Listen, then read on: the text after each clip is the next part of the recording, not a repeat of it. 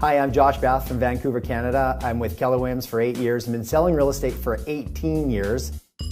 Now I'm going to walk you through my listing presentation, and it's a 3-step process. The first part is preparation, the second part is presentation, and the third part is follow-up. A lot of my listings come by way of referral and repeat. And so when the call comes in and they want me to come over and list their home, I have a conversation about what their needs are. What exactly is it you're looking to do? Are you moving up? Are you moving down? I have them tell me exactly what the reasons are that they're selling for. I get a real sense of what direction that they want to go. One of the things that we've done to make my appointment setting a little easier is we've time blocked it. We follow what Gary says. He says time block everything that you do, and we've time blocked our slots in advance for listing appointments. Every day, Monday to Friday, we have a slot available at 4 o'clock and a second slot available at 5:30. So I've got a potential of 10 listing appointments Monday to Friday. That makes my life a lot easier because I'm able to time block my lead generation first thing in the morning and not have my day so loose and scattered, so I'm trying to scramble on where to put a listing appointment. What we do now in our team is we've decided to go paperless with our evaluations, our CMAs. So instead of printing off paper, what we'll do is we'll take it on the computer and convert it to PDF, mark it up with a highlighter from there on the computer, and then create an email from that, email that package off to our client prior to going out to their home to list it. What I do when I go on a listing presentation is I meet the sellers at the door, and I have them take me on a tour of the property. During that time, I'm actually asking them to tell me again, to recap again, what their motivation is for selling. So I'm getting them more comfortable about them moving out of their house is what I'm doing. That usually takes about 5 minutes. And when we're done there, we transition right over to the kitchen table.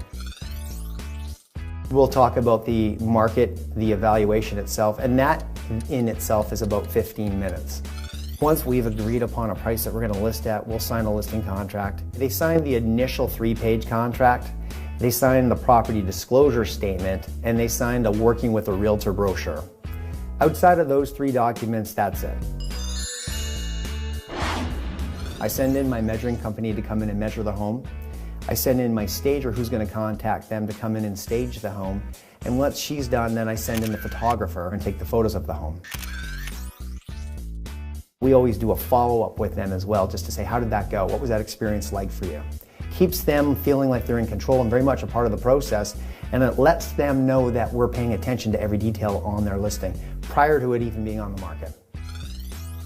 One of the expectations that I set with the sellers is that I phone them twice a week on purpose. So I set their expectation for me to phone them on Monday mornings with what's called a Monday morning update, where I review everything that's happened for their home over the past weekend with them. The second call that I set them up for to expect is on Fridays, and that's a Friday morning market update. And what I've set them up for is that I'm going to talk to them about any new listings that have hit the market, any expireds that have come off the market, and any solds that have actually just happened since that past week. They also know that on Friday, we're going to be talking about the numbers. Does the current list price that we're at right now still make sense in relation to the latest listings or the most current solds? They know in advance that that conversation could lead to a price reduction, and a lot of times they bring that on themselves. They say, hey, look, you know what, it looks like we might be a bit high, Josh. Should we bring it down? So it's a natural transition to a price reduction.